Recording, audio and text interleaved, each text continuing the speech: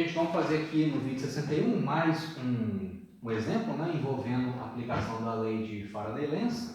E aí depois a gente dá sequência nesse conteúdo. Tá? A gente vai estabelecer uma relação entre campo elétrico induzido e campo magnético, ou variação de fluxo magnético. Tá? Ainda dentro do capítulo de lei de Faraday. Tá legal? Então esse exemplo aqui é o seguinte, você tem um trilho condutor em formato circular de raio R, tá?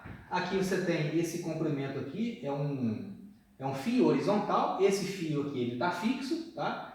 E aí você tem o comprimento desse fio é justamente o raio, né, desse trilho circular. E aí essa haste, ela é uma haste móvel, tá? Ela é uma haste que é uma haste condutora, tá? Então, tanto essa parte aqui de fora, esse é um trilho condutor, esse fio aqui horizontal é um fio condutor, ele está fixo, e essa haste é uma haste condutora, mas ela não está fixa, ela está girando em torno desse trilho circular com a velocidade angular ômega, tá?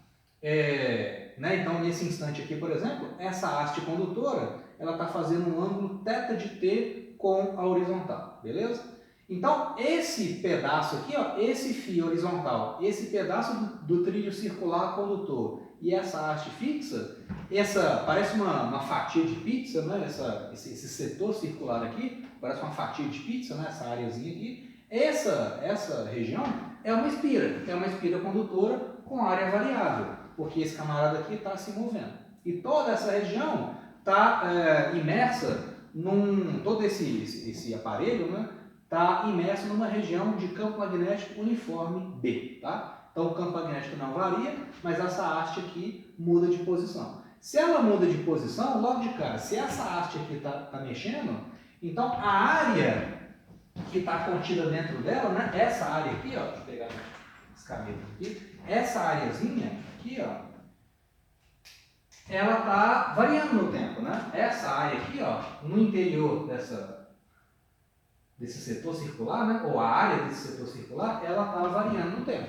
Se eu estou variando a área, eu estou variando o fluxo magnético. Se eu tenho fluxo magnético variável nessa espira, né, nesse setor circular, eu vou ter uma tensão induzida e uma corrente induzida.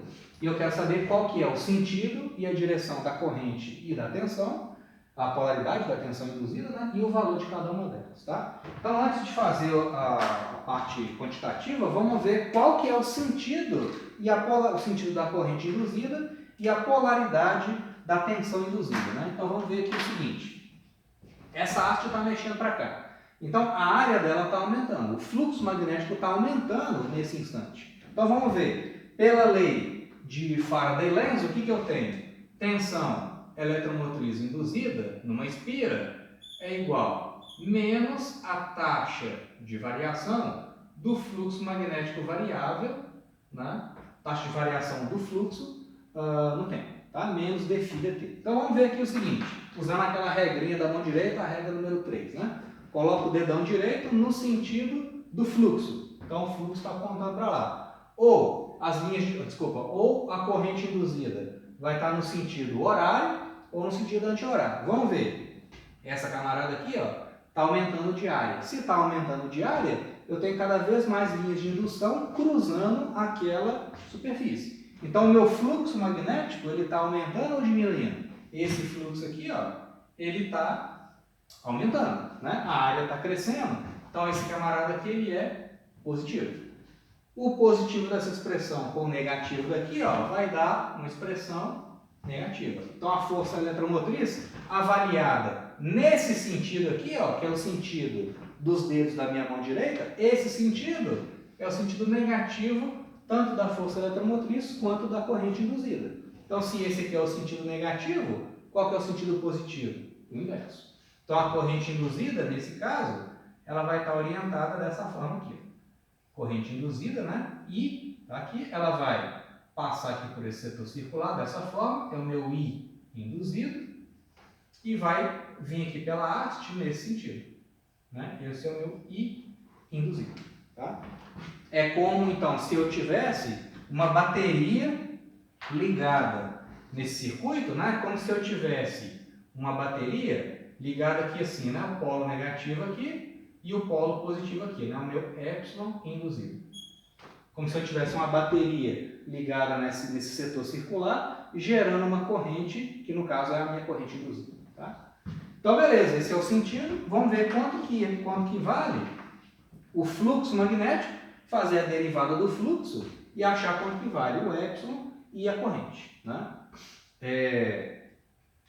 Então, vamos ver. O fluxo magnético, fluxo φB,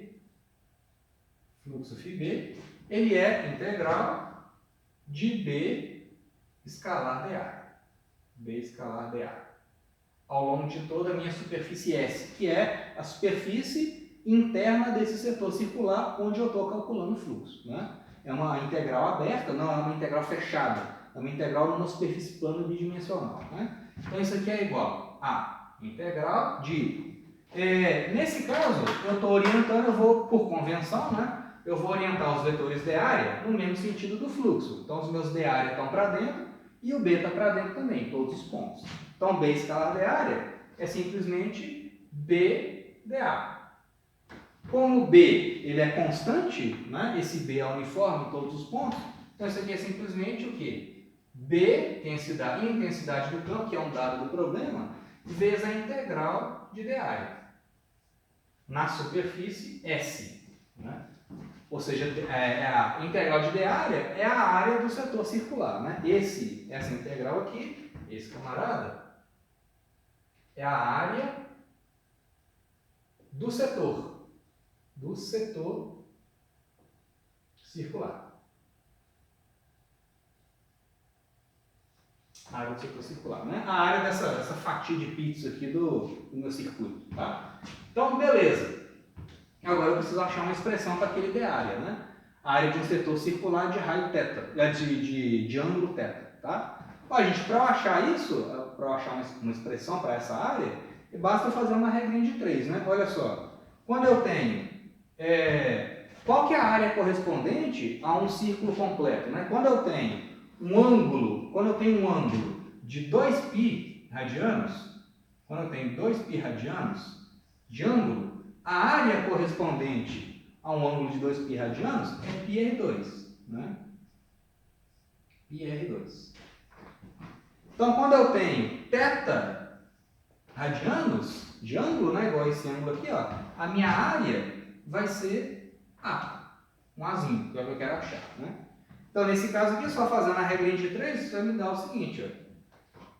Vou ter então que 2π vezes a área daquele setor circular é igual a πr2 vezes θ.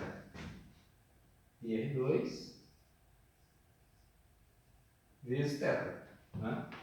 Então aí, ó, vai cortar aqui esse π, né? Esse fator de π aqui. Então a área de um setor circular cujo ângulo com a horizontal é θ, então a área vai ser o seguinte, vai ser a área meio de r ao quadrado vezes θ. Na verdade aqui, né, o r, eu deveria ter colocado aqui o r maiúsculo, que é o raio, né, o raio do círculo completo, tá? Então R grande aqui, R grande aqui. E aqui é o raio total. Então a área de um setor circular, né, de um círculo de raio R, e esse setor circular tem um ângulo θ com a horizontal, aquela área ali é meio de R2 vezes θ. Né?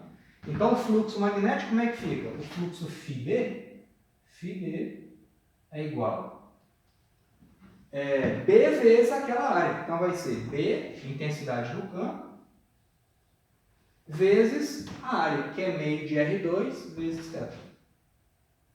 B sobre 2 vezes R quadrado vezes o θ. Só que o θ, o ângulo θ é uma função do tempo, porque essa haste está girando. Então esse ângulo θ ele aumenta no tempo. Né?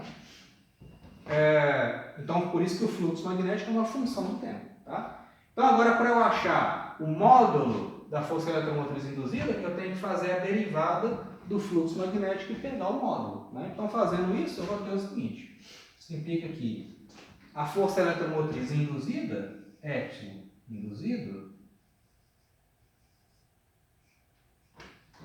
que vai ser então a derivada desse negócio, né? Em módulo. Então vai ser, o B é constante, não deriva, né? Então vai ficar BR ao quadrado, B vezes raio ao quadrado, dividido por 2, vezes a derivada de θ dt.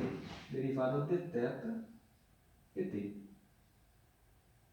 Ué, gente, mas o que é isso aqui? O que é a derivada do ângulo no tempo? A taxa de variação do ângulo é justamente o meu ômega, a velocidade angular.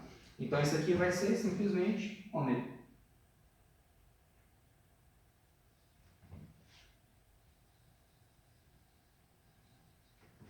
Se o ômega for constante, essa força eletromotriz é constante, né? Ou então se eu venho aqui, dou um peteleco aqui nessa haste e faço ela girar com o ômega cada vez maior, então quanto maior o ômega, maior a força eletromotriz induzida e maior vai ser também a corrente induzida, né?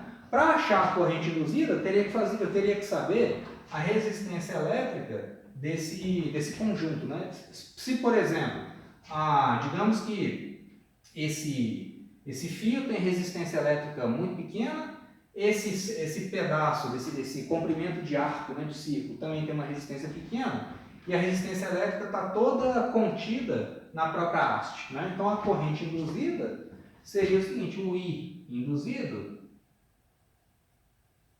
aqui eu só tenho que tomar um cuidado com a notação, né? Porque aqui eu estou usando um R grande para o raio do círculo, né? O raio desse trio. Eu não posso usar o R também para resistência, né? Tem que usar uma outra letra.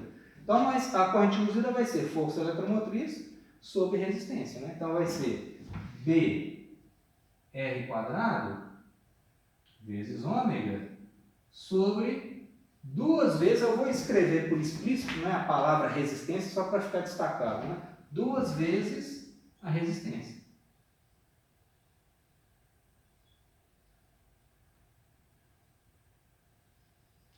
Para não confundir, né, o R de raio com o R de resistência. Tá?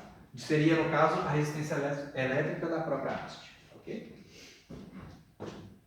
Então, beleza, gente. Aí isso, né, encerra aqui essa série de exemplos, né, sobre lei de Faraday-Lenz e aquela regrinha da mão direita número 3, né, para achar o sentido e a corrente da tensão induzida. Tá? Agora, para a gente fechar esse tópico de lei de Faraday, está faltando agora estabelecer uma conexão entre campo elétrico induzido e campo magnético. Tá? Lembra que a gente está estudando aqui o eletromagnetismo, né? Como eu já falei para vocês uns vídeos para trás, durante muito tempo essas duas áreas da física elas foram tratadas de forma independente. Né?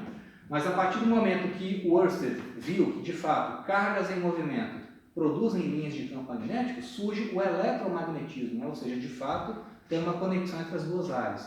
E aqui é mais uma conexão entre as duas áreas. Né? Qual que é a discussão que a gente vai fazer? Digamos que você tem o seguinte, você tem uma espira condutora, né? Digamos que ela seja uma espira circular. Tá? Então é um meio condutor de raio R, onde eu estou estabelecendo um campo magnético uniforme, tá? Só para simplificar aqui a nossa discussão. Então você tem linhas de campo que estão permeando aqui todo o interior dessa espira, de raio Rzinho, tá ok? E essa espira está parada, está estacionada. Então veja bem, gente, digamos que lá você chega lá no seu laboratório e aí, através de algum processo, né, você aumenta, aliás, você diminui a intensidade do campo magnético nessa espira. Poderia ser aumentando também, tanto faz, né?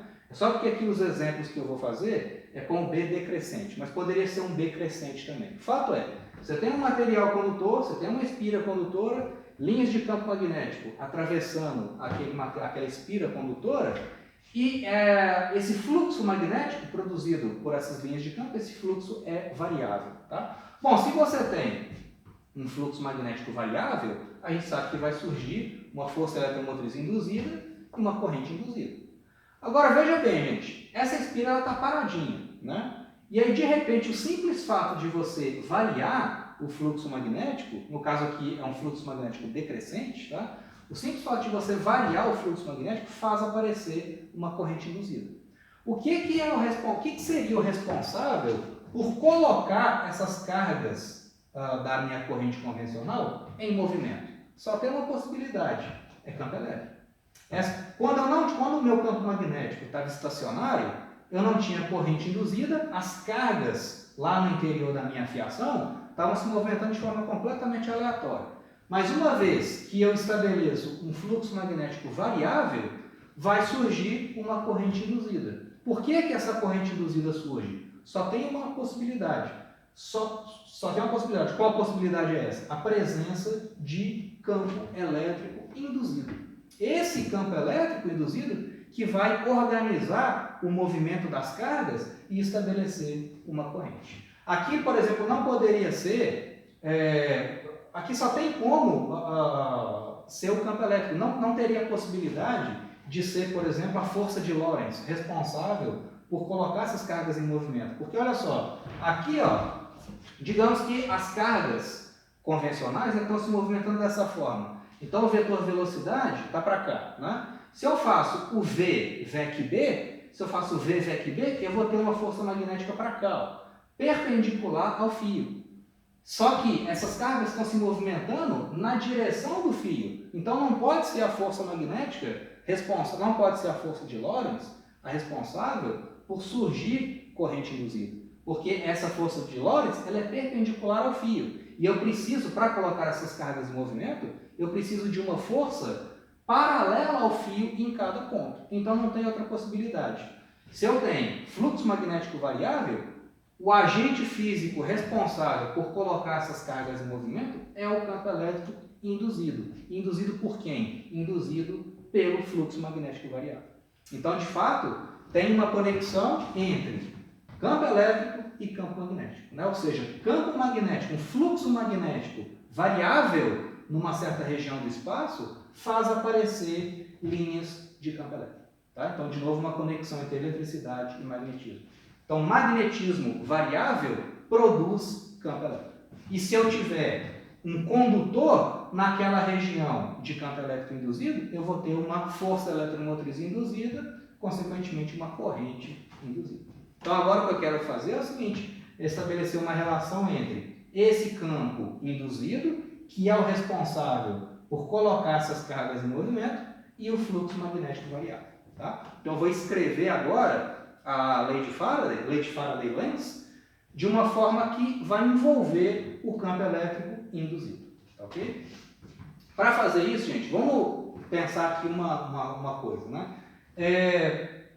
Essas cargas, o tempo todo, elas vão estar sofrendo a ação de uma força devido ao campo elétrico. Se eu tenho cargas e tenho campo, eu tenho força elétrica, né? Força é carga vezes campo, né? Então, digamos que eu vou pegar uma carguinha Q0, uma carga pequenininha, infinitesimal, que está passando por essa região aqui do meu circuito, nessa parte aqui da espira, tá? E outro detalhe também, né, que eu não mencionei. Aqui, digamos que esse campo magnético, ele é uniforme, né? Então, essa variação do campo magnético, ela é a mesma em todos os pontos aqui dessa espira circular. Então, pela simetria do problema, esse campo elétrico induzido, ele tem que ter a mesma intensidade em todos os pontos, pela simetria do problema, né? Esse campo magnético ele é todo igualzinho, ele é todo homogêneo, né? Em todas as direções, em todos os pontos, tá? Não em todas as direções, né? Ele é homogêneo em todas as direções, em todos os pontos, né? Significa que ele tem a mesma intensidade em todos os pontos, né? Então não faz sentido você pensar que o campo elétrico aqui, que é induzido pelo campo magnético, não faz sentido você pensar que o campo elétrico aqui vai ser mais intenso do que o campo elétrico aqui, pela simetria do problema. Tá? Então o campo ele vai estar orientado no mesmo sentido da corrente induzida e vai ter a mesma intensidade em todos os pontos. Tá? Também eu não mencionei aqui, eu já coloquei aqui de cara o sentido da corrente induzida, né? Mas vamos relembrar isso. Como que eu cheguei, né, nessa orientação para a corrente induzida? Usando a regrinha da mão direita, aquela regra número 3. Né? Então, de novo, eu sei que tensão induzida ela é menos dφ dt. Menos d fluxo magnético dt. Né? Então, vamos aplicar aquela regrinha. Ó, dedão direito no sentido do fluxo. Então, ou a corrente induzida está nesse sentido, sentido horário, ou no inverso, né, sentido anti-horário. Vamos ver, esse campo magnético aqui, ó, digamos, está aqui nesse exemplo, o campo magnético é decrescente. Então, o campo está ficando mais fraco. Se o campo está ficando mais fraco, o fluxo está diminuindo. Né? Então, esse cara aqui, ó, essa derivada, o dφ/dt, tem que ser um número negativo. Porque está diminuindo no tempo. Né? Então, esse cara aqui é negativo. O negativo da derivada com o negativo da lei de Faraday-Lenz vai me dar um número positivo. Certo? Então, significa que, como a minha referência são os meus dedos curvados, né, de acordo com essa convenção, então os meus dedos curvados aqui já me dão o sentido positivo, ou seja, o sentido correto da corrente induzida. Né? Então, a corrente induzida circula, nesse exemplo, no sentido horário. Tá? Se a corrente está circulando no sentido horário e essa corrente existe devido a campo elétrico induzido, então o campo elétrico tem que estar orientado no mesmo sentido da corrente. Porque lembra, cargas positivas da corrente convencional, cargas positivas são aceleradas no sentido do campo. Né? Então eu tenho um monte de cargas positivas se movimentando aqui. Por quê? Por causa da força elétrica aplicada pelo campo. E força e campo estão na mesma direção para cargas positivas, né? Da minha corrente convencional. Então tá, aí sim, né? Vamos agora estabelecer, feita essa parte inicial, vamos estabelecer uma conexão, né, entre o campo elétrico e o fluxo magnético variável. Então vou fazer o seguinte, vamos pegar uma carguinha Q0 da minha corrente convencional. Essa carguinha Q0, o tempo todo, à medida que ela se movimenta no circuito, ela vai sofrer a ação de uma força elétrica devido à presença de campo. Né? Então, eu tenho uma força elétrica atuando nessa carga ao longo de um certo deslocamento fechado aqui no círculo. Né? Então, essa carga vai sofrer um trabalho. Tá? Então, vamos ver o seguinte.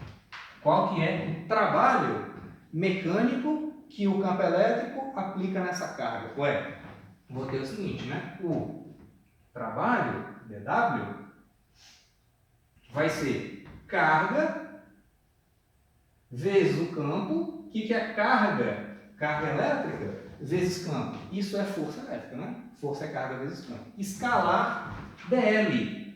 Escalar dL. O que é o meu dL? É o meu caminho de integração, né? Então eu vou orientar esse trabalho, né? Como as cargas estão se movimentando nesse sentido, os meus vetores dL vão apontar para lá também. Meus vetores, eu vou integrar depois dessa expressão usando os meus vetores dL dessa forma aqui. Os meus dL, nesse caso, apontam para cá também. dL, né? Tangente ao círculo. Isso é o dL. Aqui é o dL.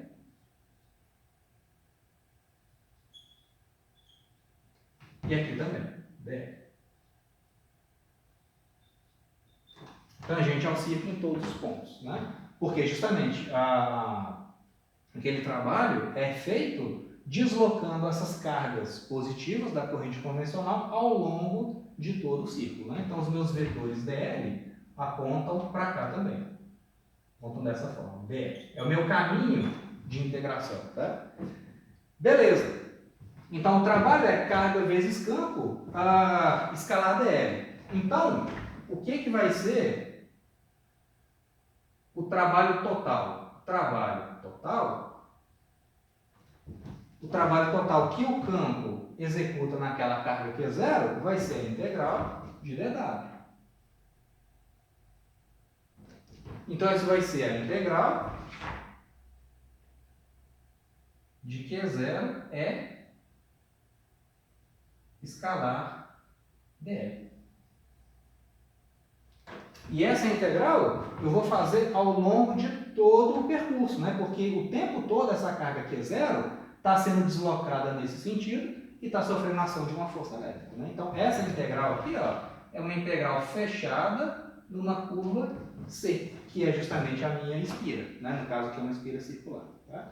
Bom, gente, então o trabalho total é Q0 é escalar dL. Diz para mim o seguinte, o que é trabalho feito pelo campo elétrico dividido por Q0? Trabalho total trabalho total por unidade de carga, o trabalho feito para movimentar essa carga ao longo de toda a espira por unidade de carga, isso aqui é justamente a força eletromotriz induzida no circuito.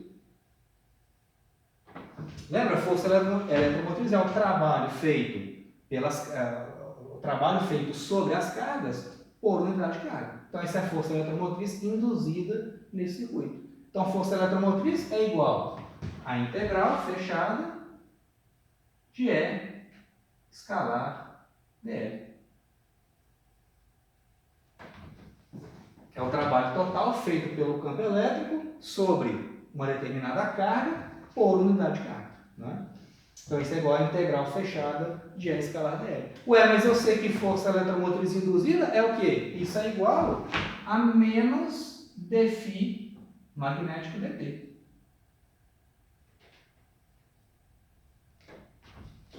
Esse lado esquerdo da equação veio da minha análise do trabalho e o lado direito é justamente a lei de Faraday-Lenz. Né? Força eletromotriz induzida é a integral do campo elétrico induzido, escalar dl, que é igual a menos dφ dt. Né? Então, essa é uma forma de se expressar a lei de Faraday de uma forma que é uma maneira de se expressar a lei de Faraday envolvendo o campo elétrico induzido. Induzido por quem? Induzido pelo campo magnético variável. Tá?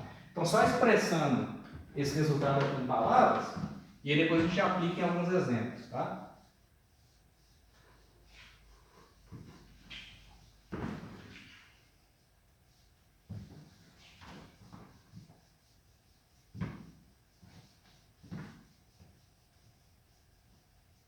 Então, a ideia toda aqui é o seguinte, o raciocínio todo gira em torno do seguinte: se eu tenho uma espira estacionária e eu tenho corrente elétrica induzida devido a um fluxo magnético variável, necessariamente eu tenho que ter campo elétrico induzido, porque é o campo que justamente atua nessas cargas e coloca essas cargas em circulação, produzindo uma corrente. Não tem outra possibilidade. Né? Como eu falei, o agente físico responsável por trazer essas cargas circularmente aqui, nesse exemplo, não poderia ser a força de Lorentz. Né? Só pode ser, nesse caso, o campo elétrico. Né? E a relação entre campo elétrico e fluxo magnético é aquela ali. Né? Então, a lei de Faraday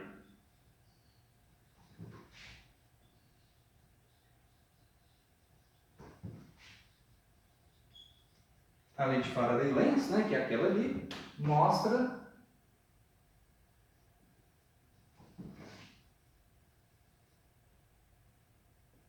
que surgem linhas circulares de campo elétrico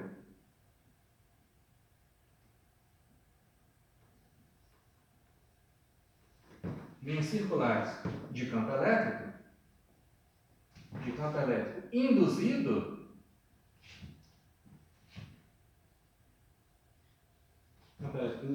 em uma região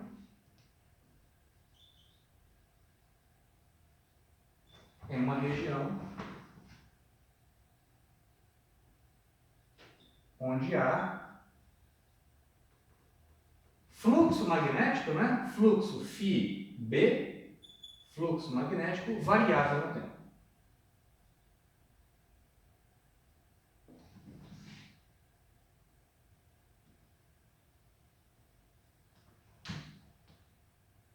E a relação entre as duas é justamente essa, né? A força eletromotriz induzida é igual à integral de E escalar dl numa curva fechada C, que é igual a menos d fluxo dt. Então, se eu tenho fluxo magnético variável, eu tenho linhas induzidas, ou vetores induzidos de campo elétrico. Né? Se eu tiver um material condutor colocado naquela região, aquele campo elétrico induzido vai colocar as cargas em movimentação, produzindo uma corrente induzida. Tá? Se eu não tiver um material condutor, o campo elétrico continua existindo. Né? Esse campo induzido ele vai existir sempre. A diferença é que a existência ou não de corrente induzida fica condicionado à existência de um material condutor naquela região, né? Mas essa relação mostra a conexão entre magnetismo e eletricidade. Okay? Então a gente vai, no vídeo seguinte, fazer algumas aplicações dessa relação aqui. Tá? A gente vai aproveitar esse exemplo, né, esse desenho, para obter a intensidade do campo elétrico induzido, sabendo, né, conhecendo a taxa de variação do fluxo magnético naquela espira. Então, se eu conheço esse cara aqui, eu consigo achar uma expressão para o campo elétrico induzido naquele caso. Beleza? Então, a gente faz isso no vídeo 62.